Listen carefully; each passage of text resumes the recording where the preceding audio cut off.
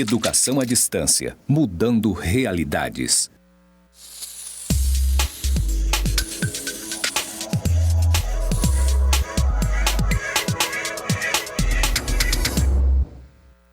Boa tarde, estamos aqui de volta e olha, a professora Suzy continua comigo, não nos abandonou, vai ficar aqui para esse nosso último módulo do dia. Então eu peço aí a vocês uma energiazinha final para a gente poder participar desse módulo final também do dia de hoje. Já estamos no 4º módulo, né, da formação como um todo. Então, parabéns aos participantes e obrigada mais uma vez pela presença, pelo prestígio e pelo desejo de transformar as realidades das crianças e dos adolescentes Brasil afora. Bom, nós vamos continuar com o tema da convivência familiar e comunitária, mas agora saindo um pouco do parâmetro legal, das perspectivas mais institucionais, dos planos, da legalidade. Acho que todo esse arcabouço que nos permite realizar o trabalho no território. E agora a gente vai então chegar um pouquinho mais perto da criança e do adolescente. Então a gente vai falar um pouco das relações, vamos chegar mais perto de quem a gente está cuidando, as relações de cuidado e proteção nos serviços de acolhimento. E eu não vou falar só nos serviços de acolhimento, eu vou falar da relação de cuidado e proteção nos fluxos relacionados ao acolhimento, em que os conselheiros tutelares têm uma função majoritária, super importante, e os conselheiros municipais e estaduais também podem olhar para esses fluxos de proteção e cuidado pensando quais são os projetos que esse município poderia ter para promover mais o cuidado, para promover mais um olhar atento à proteção das crianças na singularidade, no 1 a 1, em o que cada criança precisa e espera de nós. Vamos ver aqui. Então, nós já falamos que mais de 90% possuem famílias, como a gente já havia dito, e os maiores motivos de acolhimento também. E aí a gente falou do nosso arcabouço legal. Eu não tenho certeza absoluta. Todo mundo que está nessa aula estava na aula anterior, correto? Ah, então tá bom. Então isso aqui é o que a gente falou justamente na aula anterior. E o desafio nosso é desenvolver um trabalho a partir daquele arcabouço legal, um trabalho pautado no olhar individualizado a cada criança e adolescente, compreendidos a partir de sua história e seu contexto sociocultural. É oferecer um espaço no qual eles se sintam protegidos, criem vínculos de confiança e favoreça o desenvolvimento da autonomia e da criatividade. Assim, como é que a gente faz com que o acolhimento seja de fato uma quebra de um ciclo de negligência, de violência, de abandono e passe a ser uma oportunidade de um cuidado mais atento. Eu vou contar para vocês a história de Pedro. A história de Pedro é um livro lançado pelo Instituto Fazendo História, de Brunellage e Marisa von Schmadel. Era uma vez um menino chamado Pedro. Pedro morava em uma casa amarela com sua mãe e seus 2 irmãos. Sua mãe ficava muito tempo fora de casa. Enquanto isso, como Pedro e seus irmãos não iam à escola, passavam a maior parte do tempo brincando ali na rua. Certo dia, a campainha tocou. Era uma mulher. Ela disse que levaria Pedro e seus irmãos para um abrigo.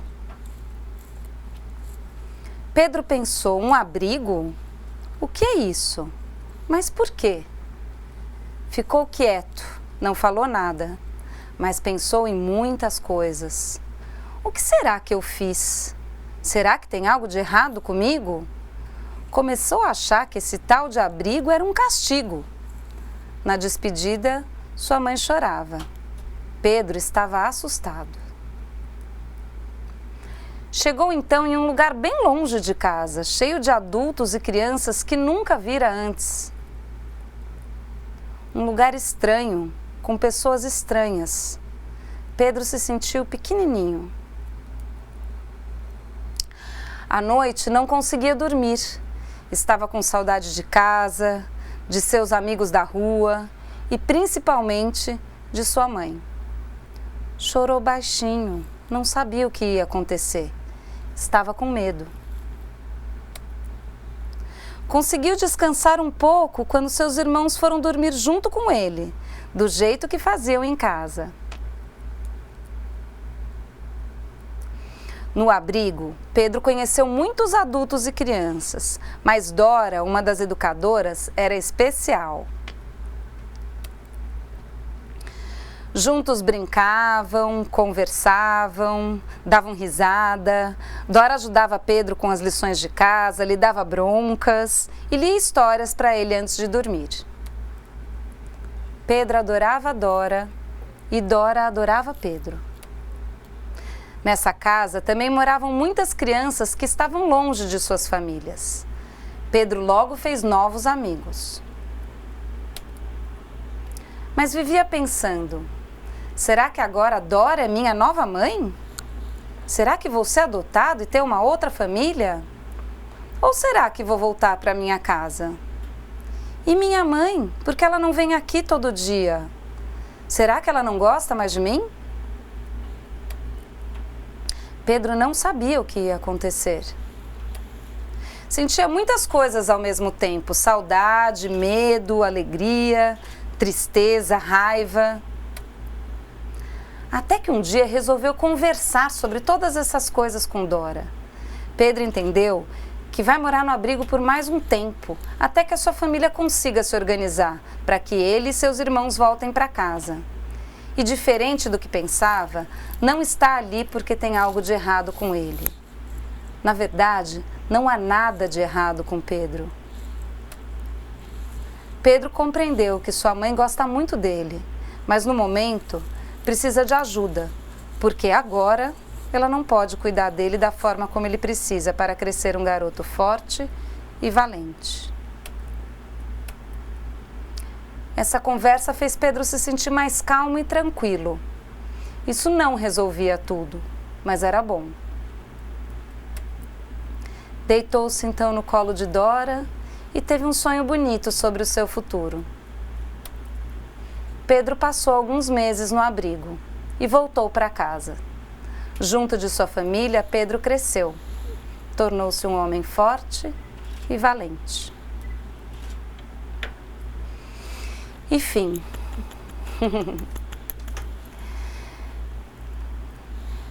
Quando a gente conta a história de Pedro, a gente pensa que para a gente se aproximar do tema do acolhimento como esse tema merece, a gente precisa olhar para uma criança e pensar o que é para uma criança aquele momento da retirada dos seus pais. A gente precisa pensar que esse é o momento talvez mais decisivo da vida daquela criança. Quando a gente conversa com as crianças que chegam nos serviços de acolhimento, todas se lembram do momento da retirada, das cenas, da cor da camisa, do sapato, do cheiro, das palavras que foram utilizadas. E muitas vezes quem está na linha de frente para essa ação são os conselheiros tutelares, com o desejo de proteger, de cuidar, com o compromisso de encontrar alternativas para que essa criança não seja mais violada nos seus direitos, mas num momento de muita dor. E é importante que, apesar de toda a história que esteja por trás, que a gente reconheça essa dor, que a gente valide, que a gente seja capaz de se comover com essa dor e não se acostumar. Porque uma criança que é afastada da sua mãe não é algo que a gente deve se acostumar. É algo que é duro, que é sofrido e que merece um olhar atento. Então, do que precisam os meninos e meninas como Pedro? Eles precisam disso. Eles precisam de que a gente abaixe e olhe eles nos olhos. Eles precisam que a gente ofereça a oportunidade deles perguntarem. Eles precisam da verdade. Eles precisam entender o que está acontecendo. Eles precisam que alguém conte para eles o que está acontecendo. Ah, mas ele é muito pequeno, não entende nada, é melhor dizer que vai tomar um sorvete. Não, não é melhor. Não é melhor. O melhor é poder dizer para ele a verdade. E a verdade é que essa é uma medida para te proteger, porque seus pais não estão conseguindo te proteger nesse momento. E é dever do Estado, da família e de todos nós cuidar de você. E eu sei que está sofrido, e eu sei que você está bravo, e eu sei que você deve estar com um monte de sentimento. e a gente vai querer cuidar de você o melhor possível e fazer o máximo possível para você voltar para sua família. Essa frase, a gente vai fazer o máximo possível. Claro, há casos em que não é isso. Há casos em que a gente sabe que não vai voltar por questões criminais, muito graves. Mas uma grande maioria dos casos tem a possibilidade de retorno à família. E para a criança saber que a gente não está retirando ela da família para puni-la ou para punir a família, mas pelo contrário, para proteger, essa construção não é fácil. Mas as primeiras palavras são bastante importantes. Como elas são ditas, como é que a gente realmente apresenta essa medida. Para o Pedro, para a Maria, para o José, para o Wellington, para o William Jonathan, para o William Custódio, para o Emerson, né? Cuidado e respeito. O impacto do abandono, do afastamento do convívio familiar pode ser minimizado se as condições de atendimento no serviço de acolhimento propiciarem experiências reparadoras à criança e ao adolescente e a retomada do convívio familiar. Isso está nas orientações técnicas na página 19, um documento oficial. Ou seja, o momento do acolhimento pode ser vivido como um momento de uma nova violência, em que a criança se sente mais uma vez violada nos seus direitos, ou como um momento de proteção, o que não quer dizer que não seja um momento de dor. Mas há bastante diferença entre viver uma violência e viver uma proteção, ainda que ambas estejam conectadas com a dor da separação. E o que é cuidado e respeito nessa realidade, né? Do momento da chegada da criança ou adolescente ao momento de saída do serviço, a garantia de um atendimento personalizado, individualizado, afetivo e acolhedor. E aí nós estamos falando de todos os processos envolvidos nesse momento, não é só no abrigo. É aquele primeiro momento que é a retirada da mãe, é aquele momento em que chega o carro e que vai fazer, o transporte da criança para o serviço, para ele entender para onde ele está indo, para que ele saiba para onde eu estou sendo levado, qual é o nome desse abrigo. É muito importante que os adultos que estejam envolvidos em todo esse processo possam cuidar de cada detalhe, entendendo que cada detalhe vai ser um detalhe que ele nunca mais vai esquecer para o resto da vida dele.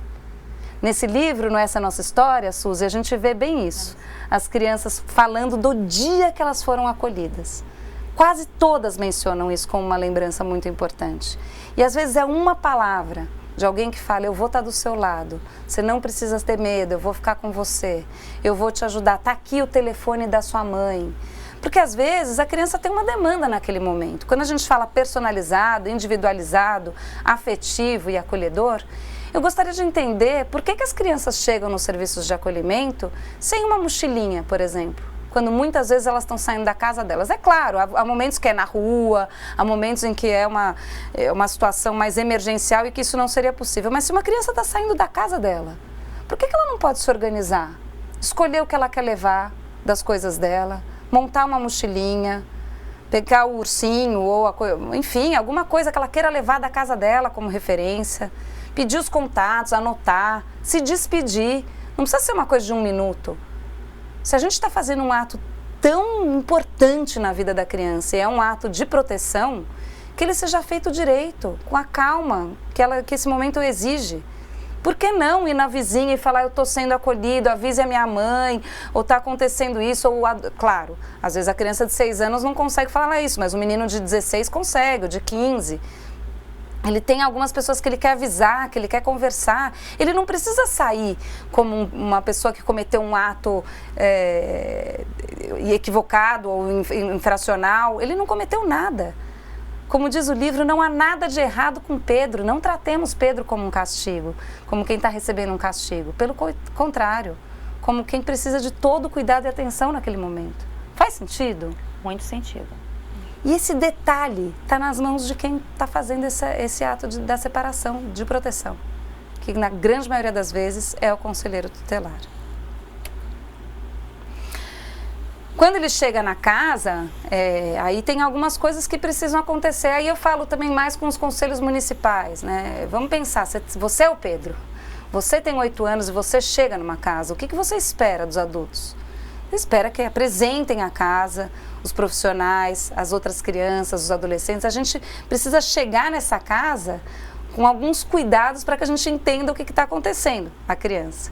Então vamos lá, no acolhimento inicial, apresentação da casa, dos profissionais, das outras crianças e adolescentes, a apresentação da rotina e das regras da casa, com espaço para que a criança possa perguntar e entender melhor, com espaço para que haja alguma flexibilidade nessas regras, como foi o caso de Pedro, né? As crianças não podem dormir juntas, mas no caso de Pedro, que dormia com seus irmãos, era muito importante. Então, às vezes tem uma rigidez, não, o procedimento aqui no nosso colegiado é assim, assim, assim. Na hora que vai na casa faz assim, bom, vamos repensar esses procedimentos, porque nós existimos para servir as crianças e adolescentes. Se os procedimentos que a gente tem não são os melhores para as crianças e adolescentes, a gente tem que repensar. E, de novo, os procedimentos têm que, se a gente está falando de individualizado, afetivo e personalizado, a gente não pode ser rígido nos nossos procedimentos. O colegiado precisa olhar para esses procedimentos com atenção, para além da legislação. Nós estamos falando da forma, nós estamos falando da humanidade nesse ato, né? Uma escuta atenta ao que a criança ou adolescente diz, os seus comportamentos, o respeito com a sua história pessoal e familiar. Veja, muitas vezes a gente entende que aquela família não tem... né, a primeira visão, normalmente quando uma criança é acolhida ou quando um adolescente é acolhido, é claro, o que gerou isso foi um ato de descuidado, de falta de cuidado, de impossibilidade de cuidado. Bom, isso não quer dizer que essa família não tenha potências, não tenha possibilidades, isso não quer dizer que essa família não seja afetiva, isso não quer dizer que essa criança não tenha uma percepção dessa família que a gente desconhece. A gente conhece uma história que é oficial, que chegou através da denúncia, e ela é importante, e ela está validando esse momento. Mas quais são as outras histórias? O que essa mãe tem a dizer do porquê que isso está acontecendo? O que o pai tem a dizer? O que a criança tem a dizer? De novo, no livro Essa é a Nossa História, a gente fez questão de ouvir diversas versões para ver que não existe uma história oficial, uma história única. Não sei se vocês já viram, tem um TED, um desses TED Talks, que são umas falas de 15 minutos de coisas super interessantes, da Chimamanda, que é uma feminista muito bacana, é africana, e ela fala o perigo de uma história única. Qual é o perigo da gente entender uma história só por uma perspectiva? As histórias não são assim, a nossa história de vida não é assim.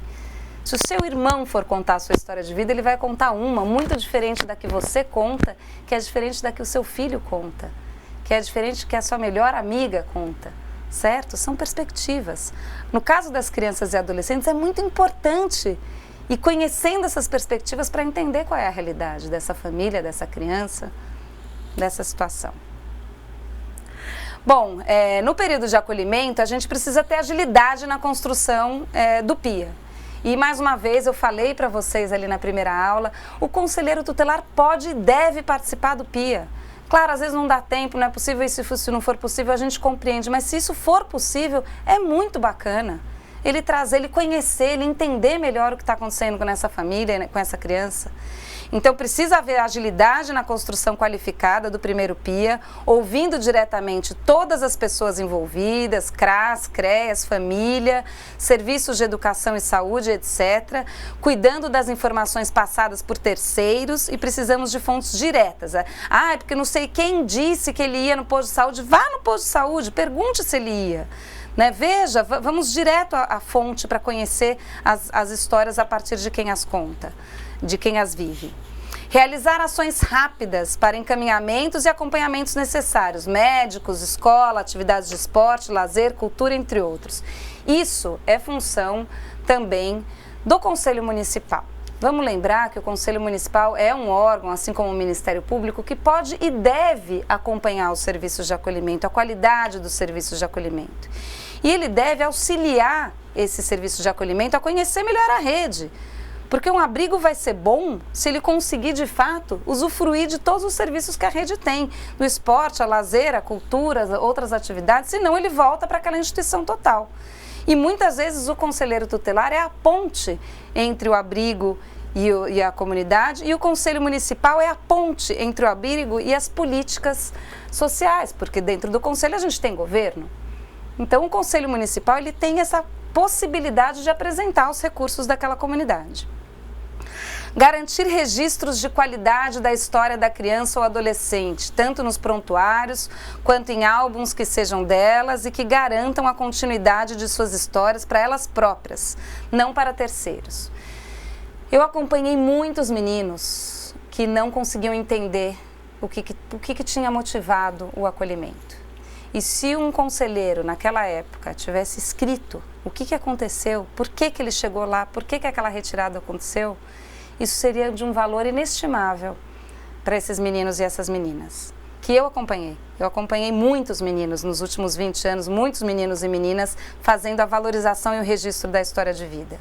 Em parte, essa valorização é ele contando, que time eu torço, que cor eu gosto, o que eu gosto de fazer, é um pouco a história presente. Outra parte, a história passada, minha mãe, o que meu pai gostava de fazer comigo, quais são as coisas que eu gosto de fazer, que eu gostava de fazer na minha família, enfim, um pouco da história familiar, mas a gente precisa dar espaço para que essa história familiar apareça, né? Porque muitas vezes a gente acha que é tão ruim que é melhor não falar, mas não é. Ninguém é tão ruim e só ruim. Todo mundo tem coisas boas e coisas ruins. E quando a gente vai ouvindo e puxando os fios das histórias, essas coisas vão aparecendo. É importante que o conselheiro tutelar, quando faça esse registro, ele possa escolher as palavras. São palavras que vão ficar marcadas para a vida dessa criança. E que a gente não precisa fazer, né? A gente não vai querer florear a história e dizer que ela é bonita quando ela é feia e não mostrar as coisas difíceis. Mas talvez pensar potências, por exemplo, na hora da retirada, se a mãe está muito sensível, isso é muito importante aparecer lá. A mãe estava muito sensível, sentiu muito a retirada, ficou muito, né? Aquilo para a criança é tudo que ele precisava ouvir naquele momento. Faz sentido? Então a gente escolhendo como que a gente registra histórias para a própria criança, porque lembrando, né, a partir da Lei 12.010, as crianças têm o direito de acessar seus prontuários. Né, com 12 anos, a partir dos 12 anos, elas vão acompanhadas com um psicólogo e podem pedir para acessar seus prontuários. Né? E a partir dos 18 anos, elas têm direito de sozinhas. E eu venho acompanhando quase todos os adolescentes que saem do serviço de acolhimento pela maioridade, pedem para acessar seus prontuários. E a gente vai junto e vocês não sabem a emoção que é eles entenderem o que aconteceu, entenderem a história, porque eles não sabem as histórias.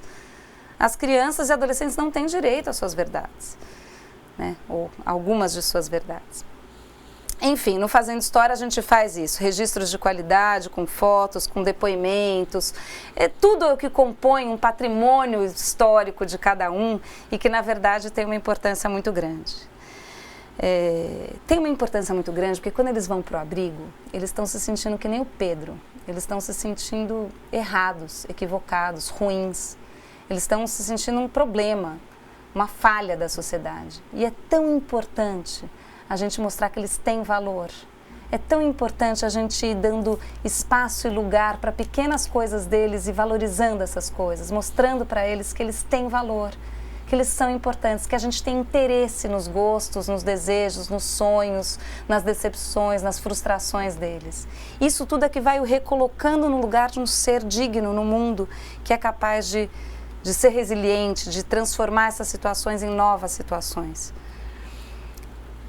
Enfim, ainda sobre o período de acolhimento, é importante ainda organizar a rotina de forma a auxiliar as crianças e adolescentes a construir autonomia, cuidado para não priorizar o que facilita o trabalho dos adultos que cuidam e não do que ajuda o desenvolvimento delas. Quando a gente está falando disso, é assim, às vezes os procedimentos acontecem.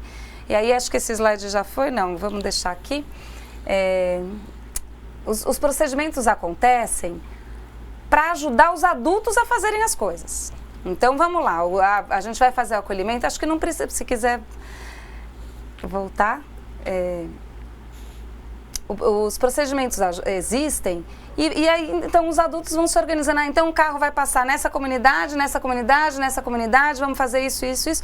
E a gente não dá o tempo para as coisas e não prioriza, na verdade, a criança e o adolescente. É a criança e o adolescente que deve nortear a política, não os adultos. É aquela coisa de vamos fazer fila, meninos aqui, meninas aqui, agora é mais fácil assim, todo mundo dorme às 9 da noite. Bom, não é todo mundo que dorme às 9 da noite. Um menino de 16 anos vai dormir 10h30. Um menino de 5 anos talvez vai dormir 8h30. E é importante que haja flexibilidade, caso contrário, em qualquer procedimento com as crianças e adolescentes nessa fragilidade. né?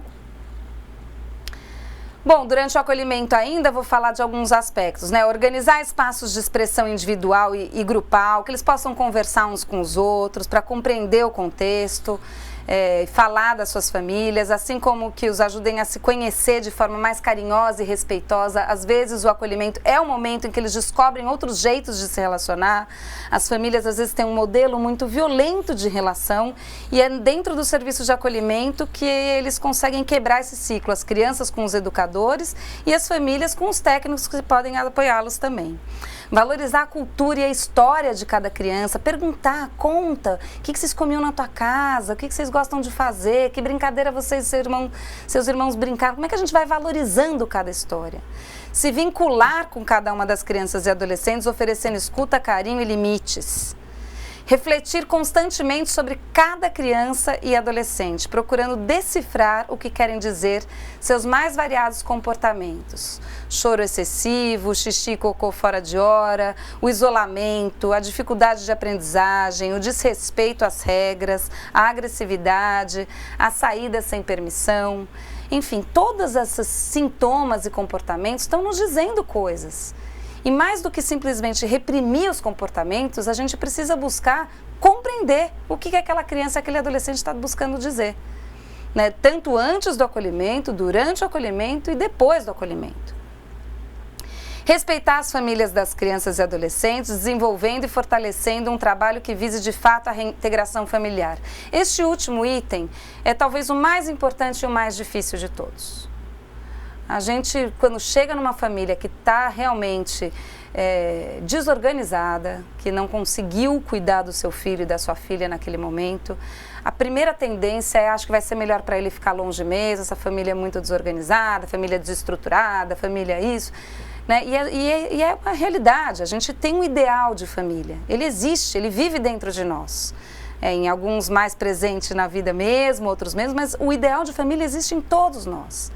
E como é que a gente se relaciona com essas famílias, ajudando a compreender, tanto eles mesmos a compreenderem seus valores e suas potências, porque eles também se sentem impotentes e frágeis e ruins e vulneráveis. É tão importante a gente ir pensando as potências de cada família e a partir dessas potências a gente construindo o trabalho de retorno, da possibilidade dessa família cuidar dos seus filhos. A grande maioria quer isso. Muitos já não se sentem mais capazes. Realmente acreditam que talvez o acolhimento seja melhor, o acolhimento não é melhor. A convivência familiar e comunitária é um direito. O acolhimento ele não vai existir de forma prolongada dentro da lei. Ele só vai existir se a gente realmente falhar e não conseguir nem o retorno familiar e nem uma adoção. No caso das crianças mais velhas, por exemplo, que muitas vezes vivem no serviço de acolhimento por 6, 7, 8, 10 anos, não é? E falando então agora da saída do acolhimento. A saída do acolhimento, a gente tem alguns encaminhamentos necessários para garantir uma boa reintegração, adoção ou saída pela maioridade. Veja,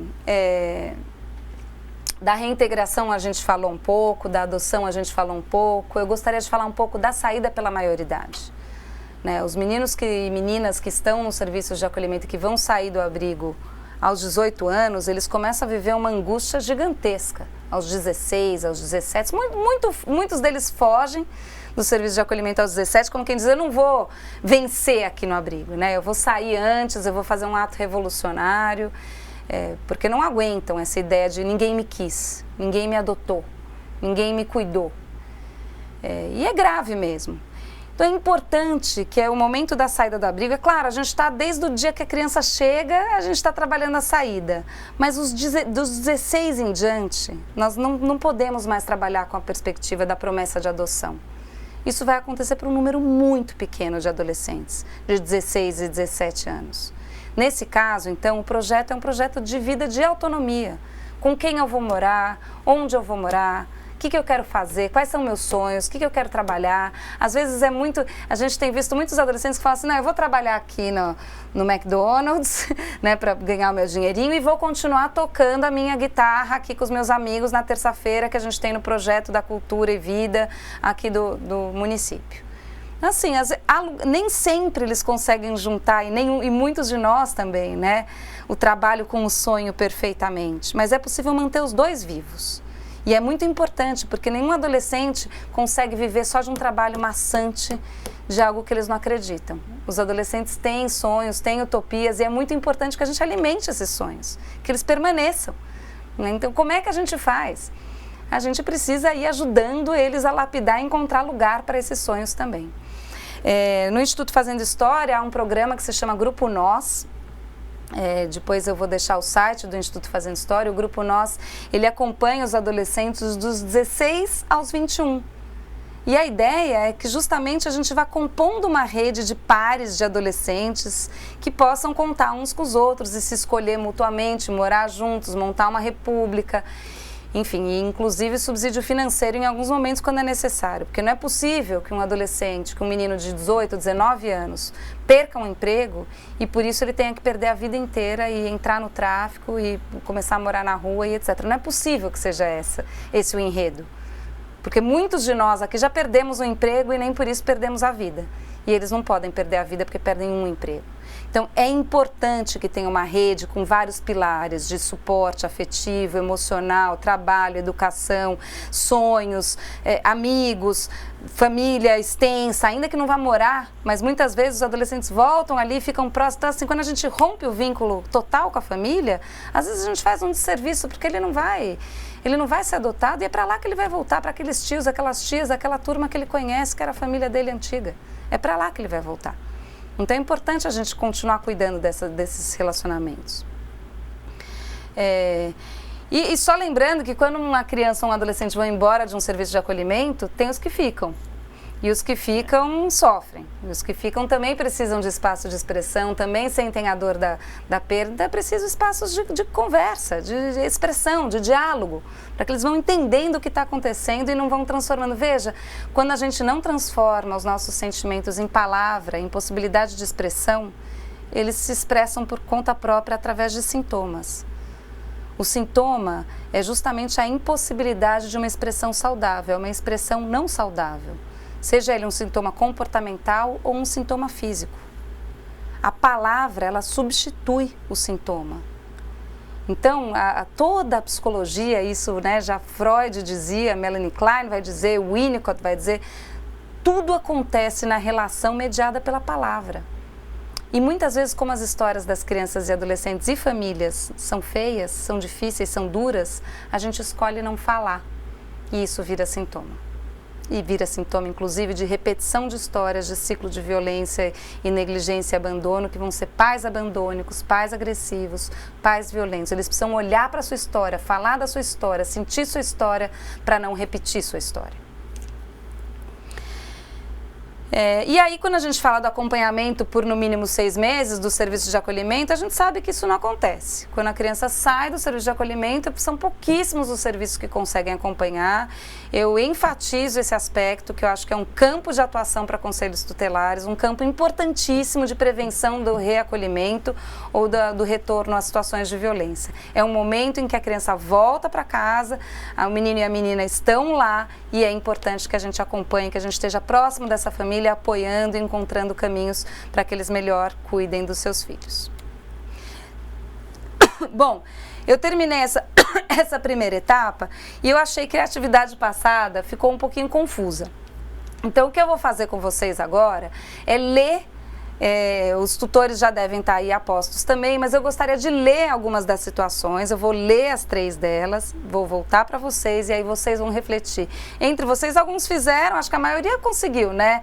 Discutir um pouco os casos, trazer casos similares que viveram, é a mesma dinâmica. Eu trago agora outras situações, a gente vai ler elas aqui juntos agora, vocês vão voltar aí para o exercício de vocês e aí vão refletir, pensar e tudo mais e aí voltar para nós. Por enquanto, Suzy, tem alguma pergunta antes da gente fechar?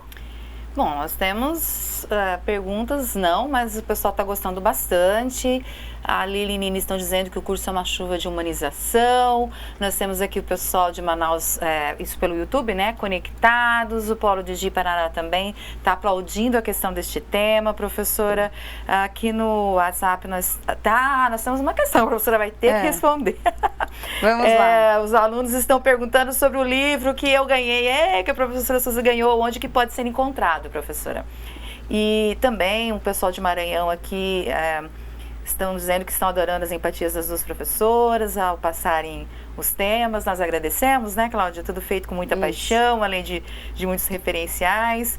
E aqui com relação, eu respondi que... sim, outra questão, os slides. Esses slides a Thelma está enviando, né? Sim, os slides estão todos disponibilizados. Os slides acho que já estão aqui no grupo de WhatsApp, mas eles vão entrar também no ambiente virtual, pelo que eu havia compreendido, correto? Então aí, pessoal, está respondida essa questão. E a questão do livro, como que eles têm acesso?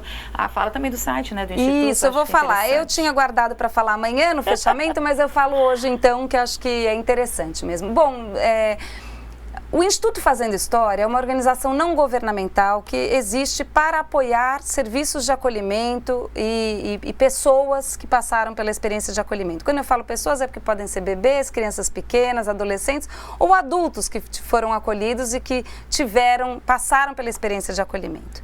Chama-se Instituto Fazendo História. O site do Instituto Fazendo História é www.fazendohistoria.org.br. Suzy, está pondo aí? Vou colocar agora. Boa! www.fazendohistoria.org.br. O Fazendo História tem diversos eixos de atuação. E aí, acho que era importante mesmo eu apresentar para vocês, talvez até hoje, porque quem quiser já pode olhar um pouquinho o site, se tiver alguma dúvida pode trazer amanhã, porque amanhã é a nossa última aula juntos. E aí eu ia só apresentar amanhã, mas acho que é uma boa ideia a gente falar hoje, que quem quiser já dá uma olhadinha.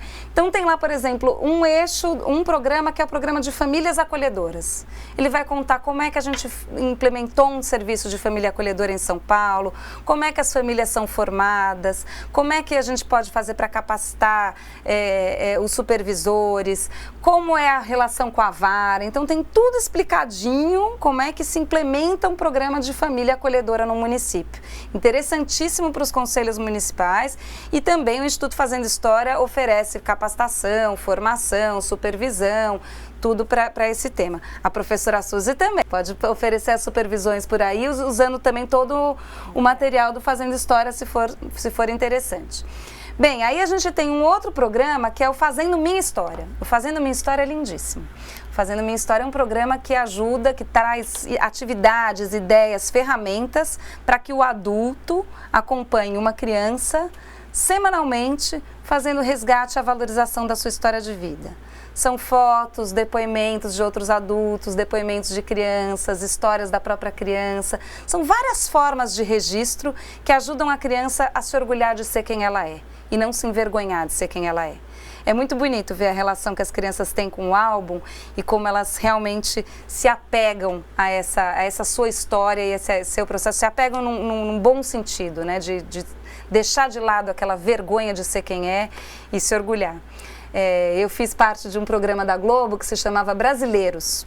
Ele está disponível também no YouTube. Foi muito bonito o registro que eles conseguiram fazer sobre o programa todo. É 20 minutos de programa, quem tiver a oportunidade, fica a dica também. O programa era Brasileiros, da Rede Globo, Fazendo História. E aí vai contar um pouquinho como é que a gente trabalha com o Fazendo Minha História. Muito bonito. Depois a gente tem um grupo Nós, que eu falei sobre os adolescentes, a plataforma de apoio aos adolescentes que estão saindo dos serviços de acolhimento pela maioridade. A gente tem também um programa de apadrinhamento afetivo, lembrando, os adolescentes que não vão ser adotados, que vão permanecer nos serviços de acolhimento, existem. Embora a lei não os reconheça, porque diz só pode ficar 18 meses no abrigo, mas e se ficar 2 anos? Não vai retornar para a família, não foi destituído e não é adotado. Qual é o caminho? O apadrinhamento afetivo é um caminho. É um modelo de mobilização da comunidade, da sociedade, para que possam acompanhar. Cada padrinho, cada madrinha vai ter uma criança ou 2, às vezes é uma dupla de irmãos, que vai ser uma referência por um longo período. Não é um projetinho de 1 ano, não, e nem de meses. É um projeto de vida, que nem madrinha e que nem padrinho. De ser não vai ser mãe, não vai adotar, não é essa a ideia. A ideia é poder ser uma referência para aquele menino e para aquela menina, que eles possam contar no Dia das Mães, no Dia dos Pais, no Natal, na reunião da escola, em determinadas situações que eles precisam de um apoio familiar que a instituição não pode dar. e o padrinho e madrinha podem dar. Hoje a gente tem mais de 90 padrinhos no Fazendo História e é muito bonito acompanhar essas histórias, alguns já há 3 anos, e a gente espera que possam acompanhar esses meninos e meninas até ficarem adultos e construírem uma relação de carinho e cuidado já na idade adulta. Enfim, e a gente tem formação de educadores, formação de gestores, tem outros programas também. Para falar mais sobre o Nós. O Grupo Nós. O Grupo Nós, ele é pautado em 4 eixos. Ele tem o eixo de trabalho, ele tem o eixo de educação, ele tem o eixo de moradia e ele tem o eixo de cidadania. A gente entende que esse menino, essa menina, para sair do serviço de acolhimento, ele precisa estar educado, ele precisa estar estudando, ter estudado, ter terminado o colégio. Se não terminou, a gente vai apoiar. Então, a gente precisa ajudá-lo nos processos educacionais e nos projetos que ele... mas ele gosta de desenhar, então vamos fazer mais aulas de desenho. Enfim, então, para poder se tornar cartunista ou trabalhar em design, enfim. Então, assim, tem um eixo de educação, um eixo de trabalho, um eixo de moradia e um eixo de cidadania. O de moradia é porque a gente entende que para eles é muito importante não sair do lugar onde eles estão. Muitas vezes a República é lá longe, no outro bairro, que não tem nada a ver. São Paulo tem muito isso, né? Talvez nas cidades menores não tanto. Mas assim, a gente entende que é importante ele se manter ali na comunidade, ele escolha com quem ele quer morar e ele monte a sua república. Então, o Grupo Nós apoia, a gente consegue financiamentos, né? Não é um recurso imenso, mas algum apoio para o jovem, ele vai trabalhar e vai dividir as contas entre eles e a gente apoia. A gente apoia os projetos de vida de cada um deles, dos 16 aos 20. Né? Então, lembrando, não é que ele sai do abrigo e tudo acabou, ele sai do abrigo e a gente continua lá, apoiando eles. E o Grupo Nós, que são os adolescentes entre si, continuam se apoiando também. É muito difícil, eu não vou dizer que é um programa que está assim redondinho, que é tudo fácil, todos estão com trabalho, porque eles perdem o trabalho, a gente sabe como são os adolescentes em alguns momentos, faltam no trabalho, você fala, eu demorei tanto tempo para conseguir esse trabalho para você me falta. Eles faltam. Assim como nós, adolescentes, fazemos coisas equivocadas, eles estão ali experimentando esse universo. E não é porque ele morou num serviço de acolhimento que ele não pode errar de jeito nenhum, ele erra também. E vai ter consequências, mas essas consequências não podem ser tão graves como elas acabam sendo. Que assim, perdeu a moradia, acabou o mundo e aí a gente conhece bem a trajetória. Aí é tráfico e rua. Então a gente precisa estar do lado. A gente precisa estar do lado. O Grupo Nós tem uma plataforma que chama-se Nós no Mundo, que mapeia diversas oportunidades para os jovens, oportunidades de trabalho, oportunidades de educação, oportunidades de filmes interessantes para eles verem, grupos de apoio mútuo. E aí a gente tem lá um plantão em São Paulo, também toda sexta-feira, não sei se é toda sexta-feira, não tenho certeza, mas eu sei que são nas sextas-feiras à tarde. Que os técnicos do Fazendo História estão lá e os adolescentes vão. A gente faz um lanche, um encontro mesmo e cada um traz as suas questões. Um quer imprimir currículo, o outro está buscando emprego, o outro está super bem de emprego, mas quer mudar de casa e está vendo se tem alguém que pode acolhê-lo. Enfim, são as várias demandas dos jovens que a gente acaba acolhendo e junto com eles encaminhando. Sozinhos não dá. Ninguém consegue estar nesse mundo sozinho, nem eles. De forma alguma. A gente precisa estar junto, precisa estar do lado, precisa apoiar muito mais quem não teve família durante tantos anos, né? Eu acho que eu falei de todos os programas, o apadrinhamento, famílias, a formação, o Fazendo Minha História, tem o contato também, que é psicoterapia voluntária. Então, enfim, e as publicações, a gente começou a falar do Instituto Fazendo História porque os livros estão lá. Toda a metodologia do apadrinhamento, do Fazendo Minha História, as atividades que a gente usa, tudo isso está lá no site e está disponibilizado para cada um de vocês usar da maneira como melhor lhe servir. Às vezes é um conselho municipal que está querendo começar um programa de apadrinhamento afetivo na cidade. Às vezes é um conselheiro tutelar que quer trabalhar diretamente com uma criança, fazendo registro e valorização da sua história de vida.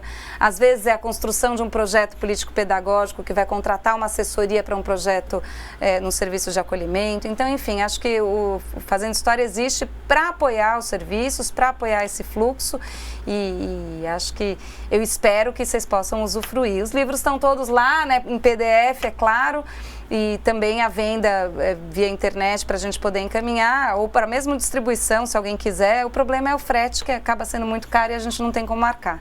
Então, até tem distribuição gratuita, mas não tem como assegurar o frete, que às vezes de São Paulo para Amapá, para o Maranhão, pode ficar um pouco caro para quem recebe. Então, acho que vale mesmo o PDF, porque as histórias estão todas lá de todo modo, né? Eu acho que ficamos por aqui. Vamos ler então as nossas situações para a gente entrar nas atividades? Deixa eu baixar aqui. Aqui eu mandei para vocês. Professora, você tá com ele aí? Não. Acho que ficou bem para trás. Deixa eu também ver aqui. Slide. Aqui estão os slides, né? Vamos ver aqui. Não. A da primeira infância não é atividade essa. De percurso, tá aqui. Essa será a atividade de hoje no final do dia. A Cláudia Vidigal mandou. Quer usar o meu celular, professora?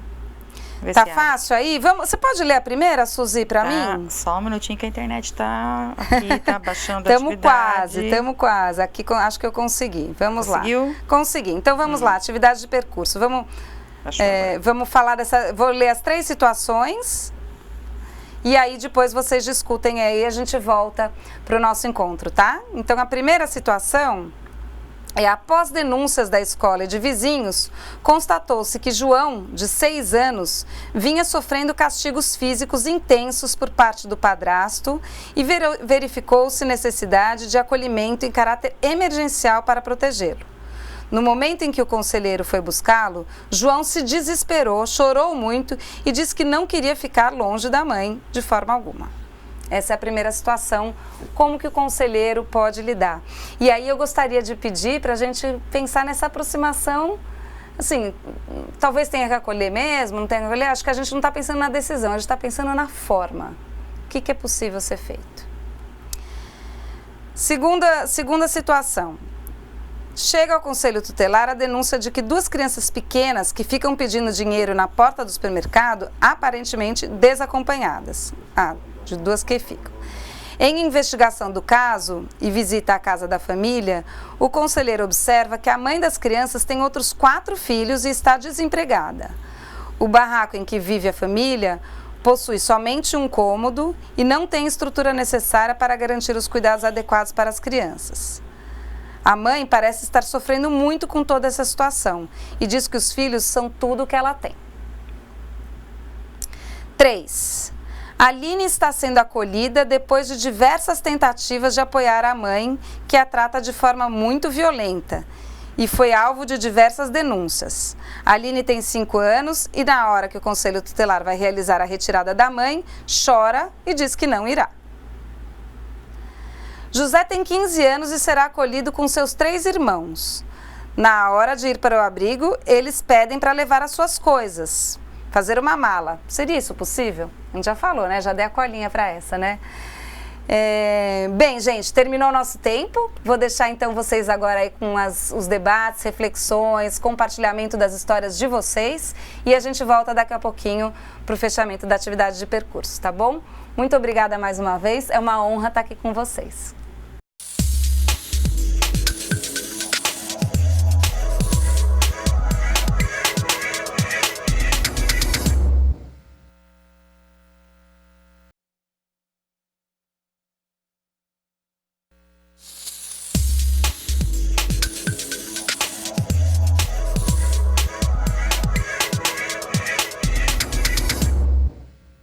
Boa tarde, queridos conselheiros e conselheiras de toda a Amazônia Legal. É com muito prazer que nós estamos aqui como Secretaria Nacional dos Direitos da Criança e do Adolescente, representando o Ministério da Mulher, da Família e dos Direitos Humanos, para dizer, sejam muito bem-vindos mais uma vez a esse curso que vai fazer formação, capacitação e vai instrumentalizá-los para um novo momento na vida de vocês. É com muita alegria que nós temos preparado o material e temos uma equipe de ponta, professores preparados, qualificados, disponíveis a oferecer o melhor conteúdo e a disponibilizar no melhor tempo e da melhor qualidade para vocês. Nós estamos aqui representando e dizendo que Rondônia está como pioneiro num sistema novo implantado a partir de agora com Criança Protegida. Um programa que vai capacitar, formar, instrumentalizar também todo o sistema de garantias de direitos. O objetivo é que a gente continue na pauta, zelando pelo compromisso de cuidar e zelar pela garantia dos direitos da nossa criança e do adolescente. E neste momento, é um momento ímpar, principalmente para os conselheiros tutelares que já têm a prática e que vão dar um novo início a esse novo processo de escolha. Este é um momento de aprimorar conhecimento, este é um momento de aproximar-se mais dos conteúdos, da pauta da criança e do adolescente e aproveitar para vocês beberem dessa fonte de conhecimento que está sendo ofertado aqui ao longo desses meses, ao longo desse processo de formação de conselheiros. É um momento de se aproveitar, de crescer, de inovar na prática, no cotidiano, porque as dificuldades estão aí, mas vocês estão agora com a oportunidade de crescer, de desenvolver-se, de se aprimorar na prática de vocês. Mais uma vez eu quero convidá-los, convocá-los a se inteirarem de forma maior neste processo, ao longo deste curso. Aproveitem o tempo, aproveitem a disponibilidade para tirar dúvidas, para se aproximar um pouco mais do conteúdo, dos professores que estão disponíveis para ofertar o melhor deles para vocês. Nós estamos apoiando, nós estamos acompanhando, estamos dizendo que nós estamos disponíveis para o que vocês precisarem. Contem com a Secretaria, contem com o Ministério para o fortalecimento de pessoas que estão trabalhando na ponta e que necessitam de respaldo de todos nós. Estamos juntos para apoiá-los na garantia dos direitos das crianças e dos adolescentes. Quero agora, com muito prazer, convidar a professora Cláudia para que dê continuidade ao seu trabalho aqui.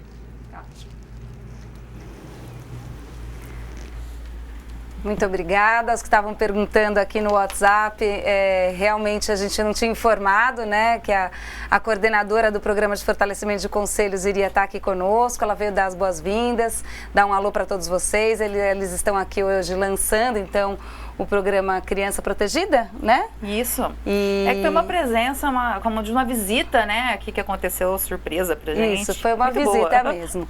Exatamente. E aí ela quis dar uma palavrinha com vocês. Então agora a gente segue com o nosso cronograma para voltar para as atividades. Eu já vi que alguns de vocês já colocaram aqui as suas questões. Alguns se assustaram com a entrada. Não, tá tudo certo, gente, tudo certo. Ela estava aqui para um outro programa e veio visitar e fez questão de dar um alô e cumprimentar a todos. Estamos aqui, olha, já teve o grupo aqui do Polo IFAP Macapá que colocou as suas respostas. Eu vou compartilhar com todo mundo aqui. Ótimo. Então, eles colocaram que após o atendimento da ocorrência, o Conselho Tutelar fará a averiguação dos abusos sofridos pela criança e solicitará o afastamento do agressor da residência, prevendo resguardar a integridade física e mental dessa criança. Opa, que coisa importante que a gente trouxe aqui, né? Por que todas as vezes que a criança agredida é ela que é retirada da casa? Muito obrigada aí para o Polo de Macapá por trazer essa questão. Né? A gente muitas vezes sabe a dificuldade que se tem de afastar o agressor, mas é isso que precisa ocorrer. A criança não fez nada, ela não precisa ser castigada e afastada da família ou afastada da casa, e sim o agressor. E que a gente também possa encontrar caminhos de tratamento para esse agressor. No próprio CRAS, no próprio CREAS, atendimento psicológico, enfim, compreender melhor para que o ciclo não se repita. Mais uma vez, também para o agressor, é a palavra que vai mudar o sintoma. É a capacidade de se expressar, de compreender, dele encontrando novas formas de se expressar para que essa história não se repita. Então não basta afastar, é afastar e tratar. Muito bom, Macapá. A questão 2, eles colocaram, ao detectar que essa família perpassa por situação de vulnerabilidade social, o Conselho Tutelar aciona a rede de serviço do CRAS, a fim de realizar estudo social com o objetivo de assegurar a assistência, a proteção básica a essa mãe, para que não perca o vínculo familiar, provendo os benefícios eventuais. É interessante também que vocês trazem aqui, né, acessar a rede do CRAS justamente para o estudo social ser realizado pelos técnicos. Alguns perguntaram qual é o papel do Conselho Tutelar. Mais uma vez, né, o papel do Conselho Tutelar, acho que vocês sabem muito mais do que eu, mas de fato é fazer esses encaminhamentos e não o estudo de caso em si. Então ele vai ir mapeando os caminhos e as possibilidades, e uma delas aqui nesse caso é a parceria com o CRAS para que ele possa fazer o estudo social e compreender ali o que está acontecendo. E muito bacana, né? Vamos pensar como é que a gente não deixa essa mãe perder o vínculo. Ela tem um vínculo. Vamos lembrar que na primeira pesquisa, aquela lá que eu falei no começo do IPEA, lá de 2003, 47% dos casos de afastamento da família vinham por conta de miséria, de falta de recurso financeiro. Veja, essa não é uma razão para afastamento. E nós sabemos que muitas vezes é ela que motiva o afastamento. Então é importante mesmo que a gente possa acessar outros serviços, Bolsa Família, outras oportunidades ali para que programas de habitação, para que possamos apoiar essa mãe e essa família para que ela permaneça com seus filhos.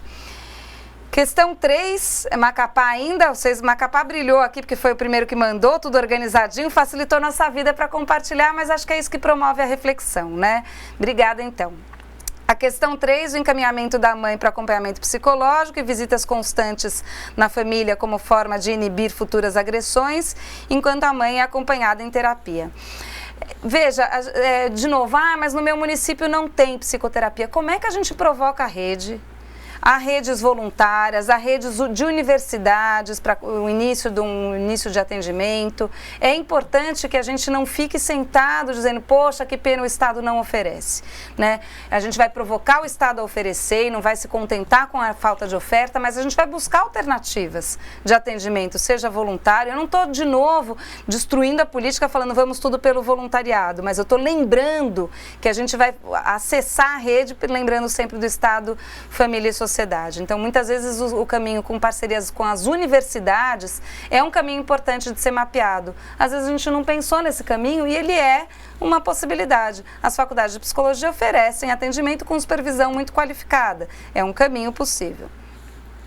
Qual que era a quarta situação? Você lembra, professora Suzy, a quarta questão? Sim, super possível, esse é um momento crucial. A quarta questão é que você já tinha dado a dica. Verdade, se é possível levar as coisas, eu vi que o grupo anterior ali também colocou, né? Sim, super possível. É possível, mas não é usual, hein, gente? É bem pouco usual. Eu acompanhei muitas crianças e adolescentes chegando ao abrigo. Eu não me lembro de ver nenhuma delas chegando com uma mochilinha organizadinha com as suas coisas. Não é o usual. Então, sim, super possível. Esse é um momento crucial no processo de acolhimento, onde o atendimento deve ser personalizado, individualizado, afetivo e acolhedor, levando em consideração as realidades e costumes desse adolescente, garantindo acolhimento. Arrasaram, hein? Rômulo, Ivone, Joel, Érica, Jorge e Edicarla com fotinha e tudo eles mandaram. Olha lá, ó, com a carinha deles. Maravilha. Boa. Valeu, muito bacana. Bom, temos aqui outras questões, aqui para a questão 1, Marabá do Pará mandou, pensamos que se a criança deve ser retirada de sua casa e encaminhada para o abrigo, pois em grande parte desses casos o agressor é o principal ou único provedor do lar, o que faz com que a mãe se omita diante dessas agressões e abusos aos seus filhos. Verdade, Marabá. Muitas vezes não é possível essa retirada do agressor e aí nesses casos, de fato, é a criança que precisa ser afastada. A gente precisa identificar que o mais importante é proteger a criança. Se for possível afastar o agressor, ideal. Se isso for impossível, talvez precise se pensar em outra alternativa. Agora, talvez a gente possa ir pela provocação do grupo anterior e avançando um pouco nessa perspectiva de afastamento do agressor.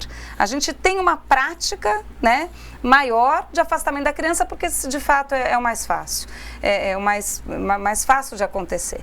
O do agressor talvez seja mais difícil, mas é algo que a gente deve tentar. Nem sempre será possível, eu concordo com vocês.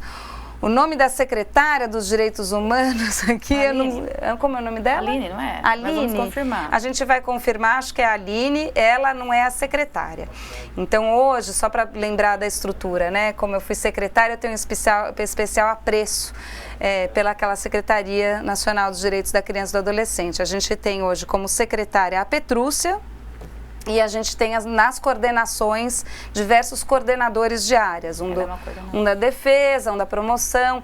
Ela é a coordenadora do Programa de Fortalecimento de Conselhos, no qual este projeto está inserido. E é por isso que ela veio hoje aqui, então, dar um oi para todos. Vamos lá, Patrícia, agora a gente tem, qual que é esse polo, Patrícia? Não sei qual é Polo Palmas, vamos ver. Afastar o agressor da residência, aplicar medidas protetivas, requisitar serviço social no município, a medida tem que ser cumprida mesmo com a revelia da criança. Isso, esse 3 assim, que a medida tem que ser cumprida, pessoal, estamos todos de acordo e acho que alguns colocaram isso mesmo. Mas o que a gente está dizendo aqui é como fazer isso. Como a gente conversa com essa criança, como a gente não transforma esse ato num novo ato de violência. É essa a provocação. A medida vai ter que ocorrer, mas que ela seja protetiva e não de violência. E para isso a forma, o olhar, as palavras, o cuidado, a atenção, a afetividade, o tempo, são coisas fundamentais para que essa medida não seja uma medida de violação, e sim uma medida de proteção. E aí nós não estamos falando no juridiquês, nós estamos falando em termos humanos, em termos da humanidade, do encontro, da possibilidade desse encontro ser um encontro. Esse encontro que é duro, sofrido, que é o encontro da separação, né, da mãe, que ele possa ser ainda assim acolhedor e protetor. E sim, a criança tem direito a levar alguns pertences. Eu acho que a premissa principal aí é a gente olhar para a criança assim, ela não fez nada de errado. Ela tem todos os direitos de se organizar, de pensar no seu tempo.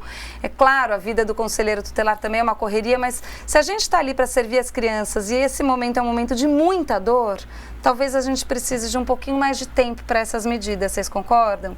Em alguns momentos a gente se organizar para ter mais tempo para o caso da criança precisar, a gente está ali disponível de fato, né?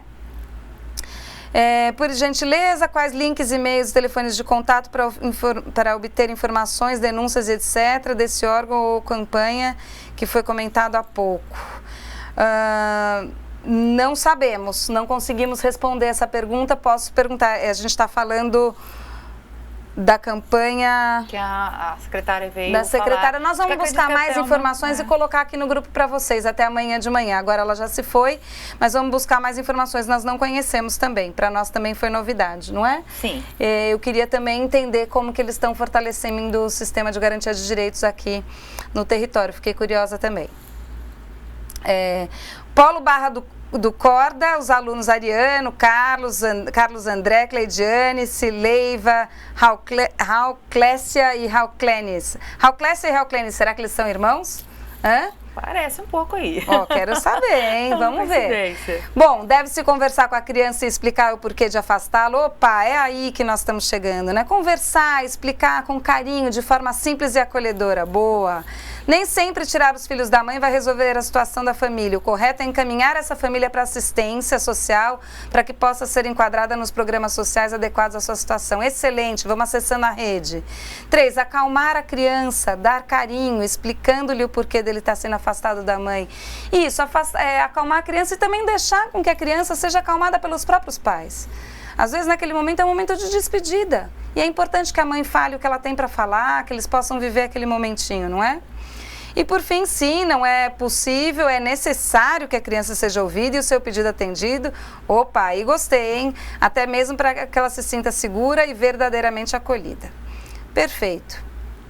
Vamos ver aqui o que mais a gente tem. Marabá, é outro polo. É outro polo em Marabá. Núcleo, né? Ah, tá.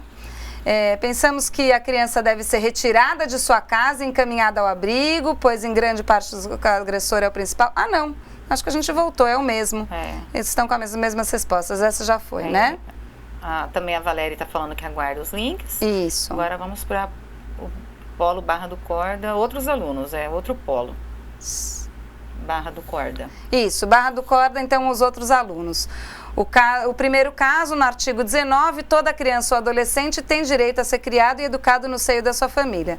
Na primeira visita, constatados os castigos físicos de forma contundente, o padrasto deve ser advertido no descumprimento, aplica-se penalidade, Lei Maria da Penha, lembrando também da Lei Menino Bernardo, né? A Lei Menino Bernardo, que é uma lei que, na verdade, até hoje não foi implementada no Brasil. Vamos dizer, a gente fez pouca campanha, pouca movimentação. A Lei Menino Bernardo, ela não permite castigos físicos e degradantes e desrespeitosos. Não tem uma palavra que é físicos e... Se alguém lembrar a palavra, me ajude.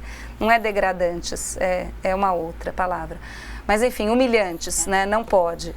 Então, é uma lei pequenininha, com 3 artigos, que só diz, olha, não pode bater e não pode desrespeitar, humilhando. E a gente fez muito pouca campanha. Conselhos municipais, vamos lá? Vamos fazer campanha para realmente fazer valer a Lei Menino Bernardo? Ainda mais nesse momento em que a gente ouve aí que uma palmadinha não tem problema, não é nada demais.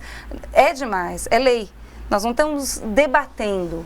Nós não estamos aqui neste momento debatendo se pode ou não pode, o que a gente acha disso. Eu posso pessoalmente achar que faz parte do processo educacional do meu filho bater nele. Nem por isso eu tenho direito, porque a lei não me permite.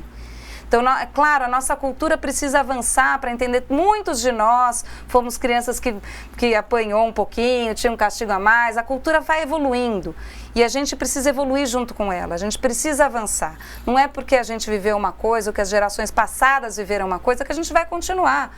Quando a gente ensina para uma criança que a gente resolve os problemas com força física, ela vai aprender para o resto da vida que a força física é uma ferramenta que ela deve utilizar nos momentos de dificuldade, para ensinar aos outros o que deve ser. Isso não é bom. O bom é a gente ensinar que é pelo diálogo, pelo debate, pela oportunidade. E é claro, com uma criança pequena, às vezes é limite, na palavra. Quando muito, na contenção. Mas no castigo físico e degradante e humilhante, não é lei. Então, assim, é importante a gente trazer também a Lei Menino Bernardo, que pouco aparece nos nossos movimentos. A gente também falaram aqui que a família deve ser encaminhada para os serviços de proteção, para o CRAS, para o Bolsa Família, Programa de Moradia Digna, excelente. E no terceiro caso, como já houve várias tentativas de apoiar a mãe e os casos de maus tratos continuam, a criança deve ser acolhida, explicando a ela que é uma forma de protegê-la, é isso mesmo. E sim, para que ele possa se sentir acolhido, ele pode levar o que ele quiser e o que ele escolher.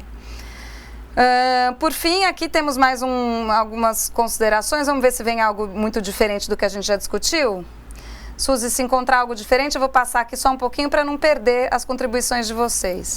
O próximo caso é o Peterson, que vai compartilhar com a gente, lá de Maués, a Rai Oliveira, o Sinete, a Bárbara.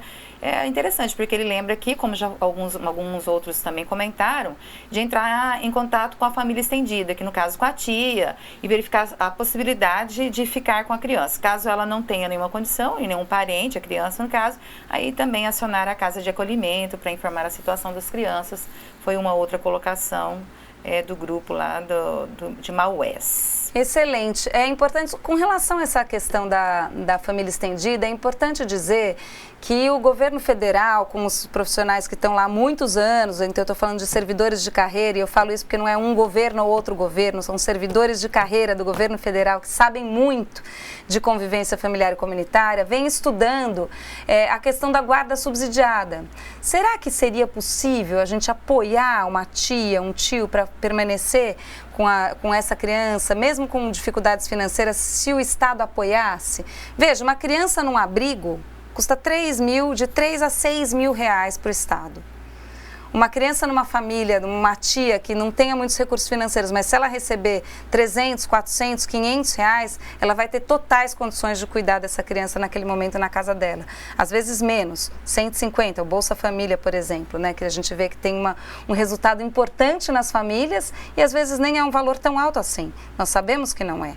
Então, assim, essa guarda subsidiada vem sendo estudada, porque tem alguns problemas que podem realmente algumas famílias quererem se organizar para passar para a tia para receber recursos. Então, eles estão averiguando quais seriam os caminhos, mas eu acho muito interessante que a gente possa pensar em caminhos de permanência na família estendida com algum suporte financeiro quando necessário. É necessário que não seja simplesmente uma assinatura, como é o Bolsa Família, que é só uma transferência de recursos, mas que seja um programa técnico, que possa estudar o caso, entender que aquela família é elegível para aquele tipo de programa e aí ela passar a receber algum apoio para poder permanecer aqui. Eu vi que a Sailândia está com um grupo grande, hein? Uma turma boa. Acho que só mulherada, uma mulherada boa aqui junta. e colocaram aqui as suas contribuições. Haja a situação de trabalho infantil, ficou claro que é uma nítida situação de vulnerabilidade, então fala assim, bom, nem sempre uma violação, como é o caso do trabalho infantil acontecendo, ele é caso direto para acolhimento, é para a gente poder fazer uma análise maior e entender a vulnerabilidade dessa família de forma a acionar outros serviços, é isso mesmo, muito bacana. Ir até o local para averiguar e denunciar se caso a denúncia tem procedência, procurar ouvir as crianças, isso mesmo, vamos em frente.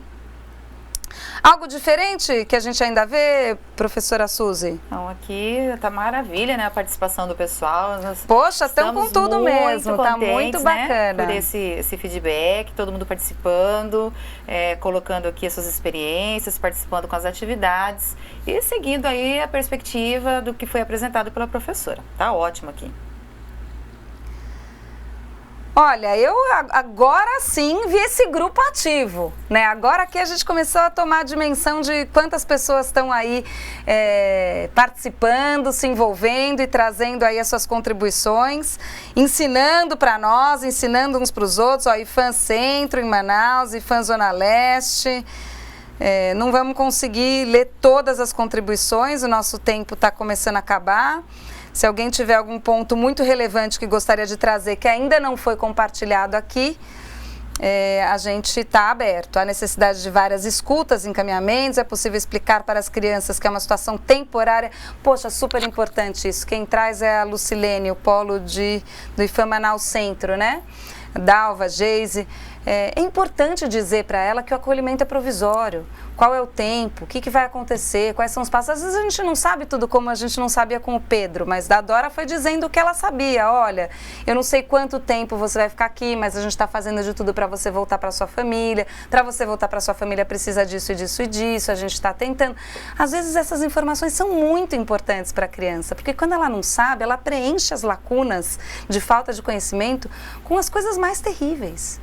Com as fantasias mais terríveis de que ela vai permanecer ali para o resto da vida. Ou você viu aquela hora que ele achava, será que Dora é minha nova mãe? Mas espera aí, como é que é isso? Vem um monte de confusões. É preciso explicar e esclarecer para as crianças. Muito legal que vocês trouxeram também. A criança tem que ser ouvida, tem que participar. Acho que alguns trouxeram isso, né? Bom, são muitas as contribuições, a gente está feliz aqui ao Polo Cruzeiro do Sul, do Acre, também com uma turma grande em Acre, parabéns, que bacana. Também um grupo grande contribuindo. Monte Castelo em São Luís do Maranhão. A Sailândia mais uma vez. Gente, eu gostaria de agradecer a participação de todos e me colocar disponível. Eu vou deixar aqui também o meu e-mail, pessoal. Se puder, você pode ir colocando enquanto eu vou fechando aqui. Então é o CAUF de faca, vidigal@gmail.com. Nesse e-mail a gente pode continuar as conversas. Eu queria também convidá-los a fazer parte, se for do interesse de vocês, esse tema do Acolhimento em Rede. O Acolhimento em Rede é um grupo que reúne mais de 1.200 pessoas do Brasil todo que trabalham com acolhimento e que trocam informações, ideias, oportunidades, seminários, enfim. É um grupo no Gmail e é só mandar um e-mail para o Acolhimento em Rede, para o contato@acolhimentoemrede. Não, eu vou passar direitinho, porque agora eu não tenho certeza. Eu vou passar no grupo depois direitinho para assegurar que vocês têm o endereço correto, tá bom?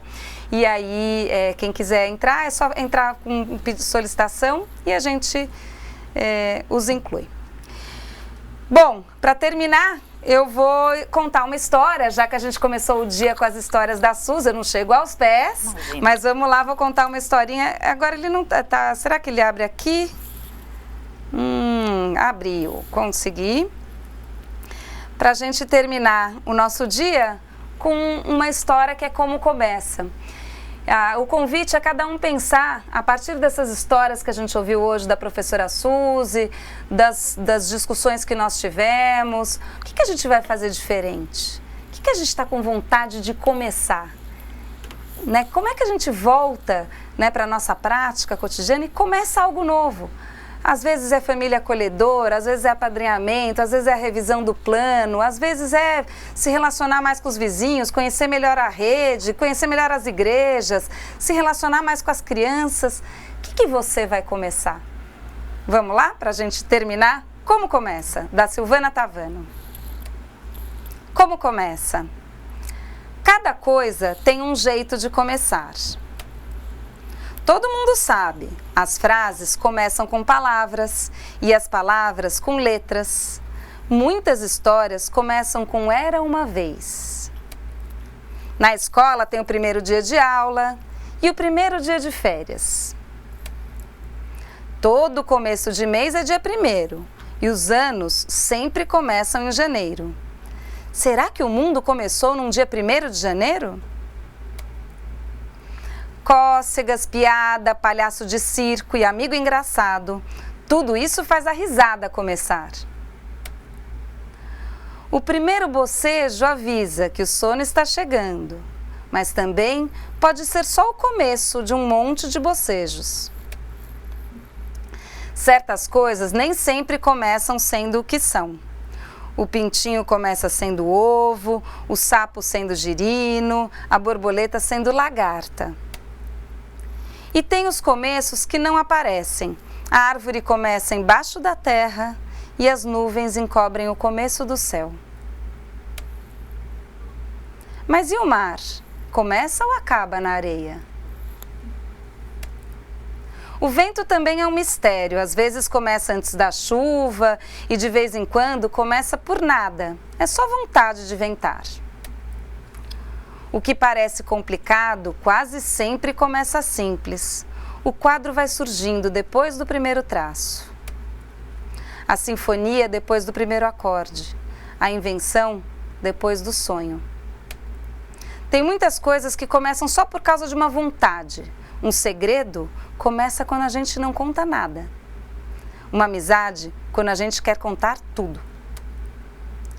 Para saber onde as coisas vão dar, só tem um jeito: começar. É isso aí, gente. Para terminar, eu desejo para todos vocês bons começos. Gostaria de agradecer a parceria imensa da professora Suzy hoje, que ficou aqui a tarde toda conosco. Agradecer os nossos colegas técnicos aqui do estúdio também. E nos vemos amanhã. Tem mais aula, tem mais coisa interessante para a gente ver junto. Um abraço. Bom descanso.